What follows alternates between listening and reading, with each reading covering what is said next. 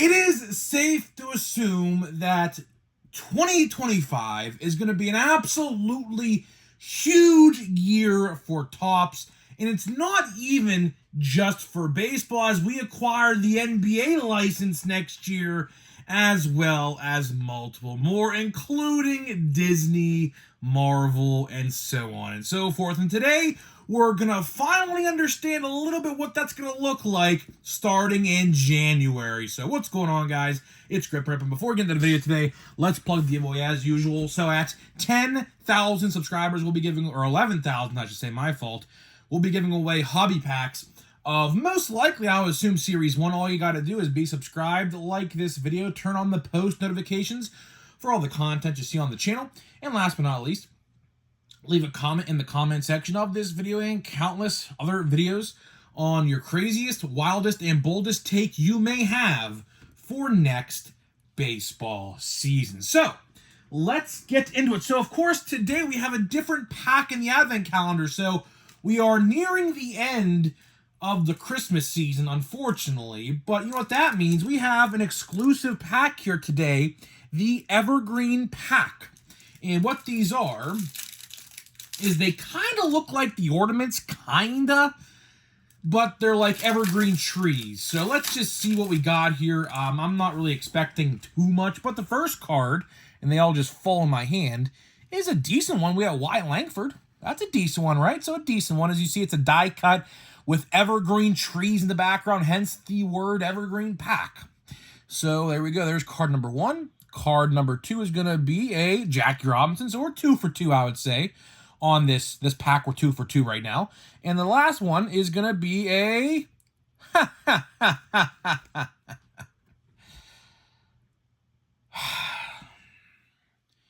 Can't even get the damn Evergreen Pack correct.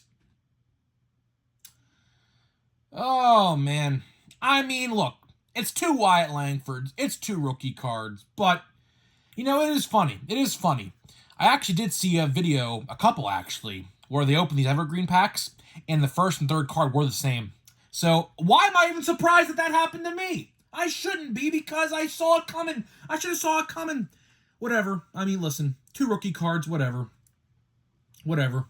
Speaking of which, I am going to be sending out those autographed cards, hopefully tomorrow. Hopefully tomorrow. I finally got everyone who wanted one. I got their addresses, so I'm gonna, write the letters up, type the emails, or not the emails, the envelopes, write the envelopes up with the addresses, and hopefully send them out tomorrow, because the Steelers play today, and I'll have nothing to do on Sunday. So, yeah, here we go. Here we go.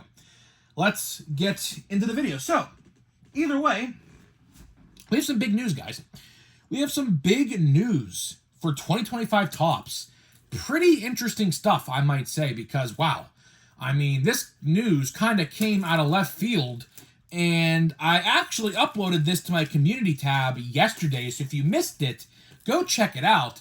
But as you guys may or may not know, the Disney and Topps partnership, although it's been existing, obviously, since, we have Star Wars cards and things like that, obviously, but next year, it's going to be bigger and better than ever, because we have 2 new Disney and Topps releases in January. Yes, that is right. In January, we have 2 new releases. So I guess we'll talk about them both in depth and how this kind of relates to baseball cards. Trust me, this video will contain baseball card talk. It's not just Disney cards. You'll just have to wait and see how it all ties in together, okay? But regardless, so what are the 2 new Disney releases coming in January? Well, one is Marvel, which kind of piques my interest, I assume. And the second one kind of doesn't. So the first one I guess we'll talk about is called Disney Genesis, okay? And honestly, we don't really know what this completely entails just yet. But if you did look at my photo, I did post on my community tab yesterday.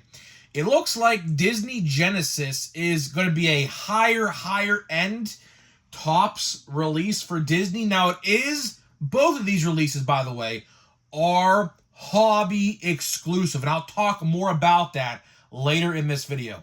Both of these releases we're talking about are both hobby exclusive, so if you go to a Walmart or Target, you are not going to find these cards. I repeat, you are not going to find these cards in a retail store, so keep that in mind. So we don't know prices or anything yet, but I'll kind of speculate later in the video what the prices maybe could look like on these releases, okay?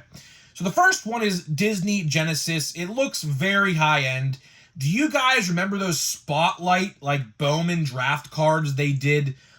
Kind of very similar to that. It's a chrome-ish looking card. It looks chrome at least. And it's like a Disney character. I mean, there are Marvel characters in there as well, and Star Wars characters. So it's basically the entire Disney catalog. So Pixar, Disney, Star Wars, Marvel, you know, all of their brands. It looks like all they did was PNG an image of, like, for example, Mickey Mouse, because Mickey Mouse was one of the cards they did show off. And it looks like there's a spotlight hitting on him, and it's an entire black background with a spotlight on the characters. It's very Bowman draft, like, insert-esque. If you remember those inserts, like Paul Skeens had one, I think now they're case hits. They used to be plain inserts in Bowman draft last year. Now I believe they are actually case hits. I think, at least at regular Bowman they were, in May they were, but for draft, I don't know if they even did them for draft, to be honest with you, but either way, that is the first release. Now, the second release, this one actually draws my interest quite a bit. We got X-Men 97 Finest. Now, if you don't know what X-Men 97 is, first of all, what are you doing? Highly suggest, if you have Disney Plus, I will tell you one thing. I mean, you guys know this. If you guys are longtime viewers here of the channel, you guys know I absolutely love Marvel. Absolutely love Marvel. Everything they do, the TV shows, the comics, the action figures. I am a legit nerd at heart. A lot of you guys may not know that, but now you do. I absolutely love Marvel. And, you know, back when they first announced this partnership, now, keep in mind real quick, these two releases I'm mentioning in this video are not even actually the first Disney and Topps partnership, like, releases. Because if you remember, back in August or September, I don't know when it was, but it was August or September, in England, yes, they released, for whatever reason, the first ever Marvel Topps releases were based in England, and it was Topps Chrome Marvel. I have a ton, and I mean a ton of singles from that release. I bought a bunch of singles, I think like 50 or so singles. Luckily I found some US sellers with those boxes. And by the way, speaking of those boxes, you would never believe, by the way. So let me do a little price check for you guys.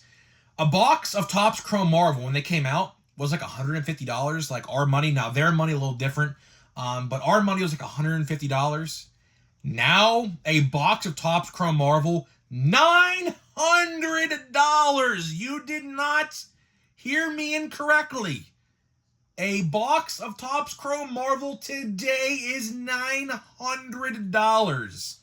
So obviously, you know, if you guys are wondering if there's a market or not for these boxes and cards, clearly there is. Clearly there is, because those boxes shot up in price very, very quickly. I will tell you that.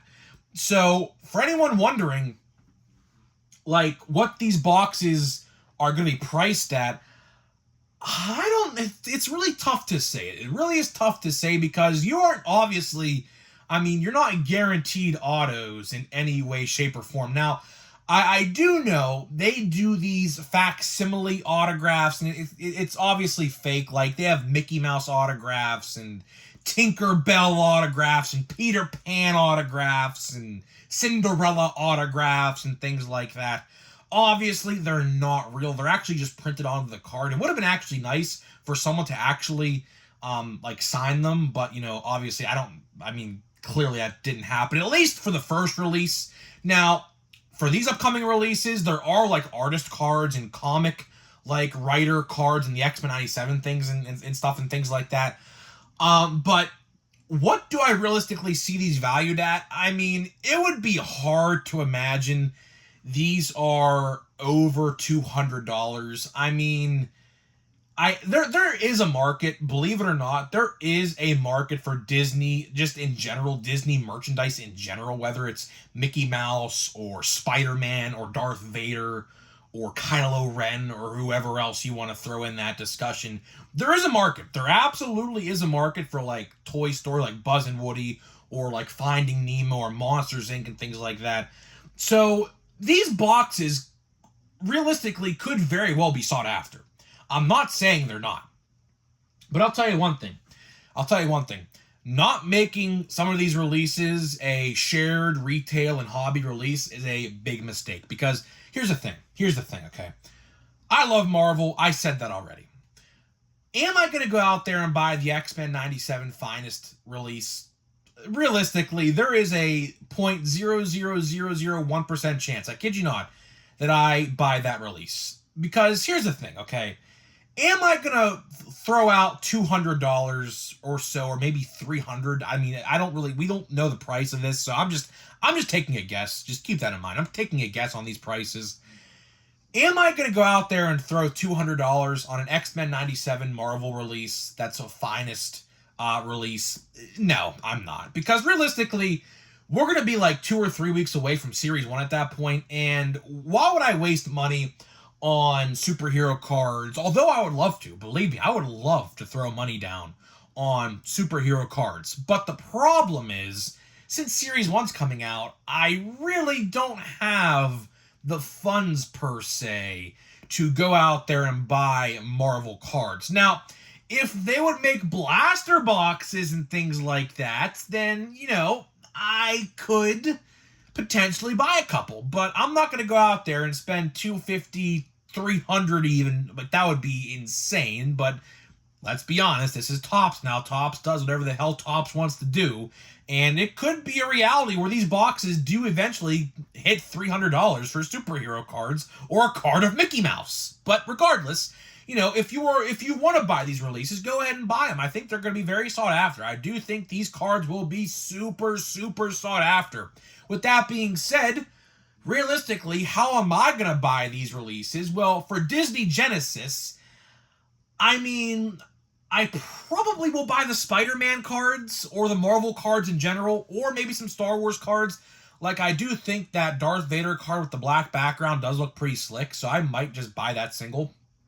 But regardless, how I'm probably going to buy these releases, it's just buy singles. I'm just going to end up probably realistically buying singles because I just don't think the money is there. Because obviously, would I rather spend $300 on Series 1 or $300 on Topps Finest X-Men 97?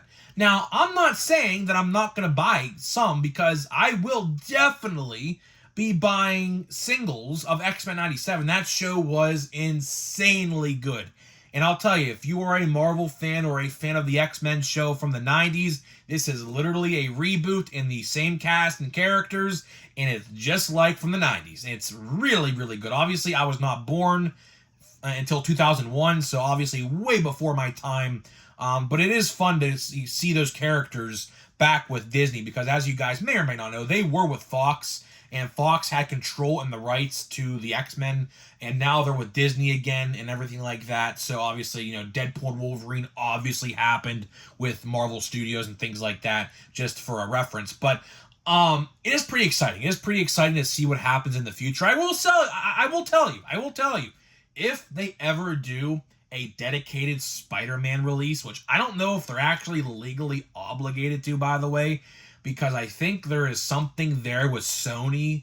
Unfortunately, I could be wrong, but Sony obviously does own the majority rights to Spider-Man. I'm not going to say complete rights because that's not the case. They do own majority rights to Spider-Man and all of his characters in his universe for the most part. There's some exceptions, believe it or not, but the majority of them are with Sony.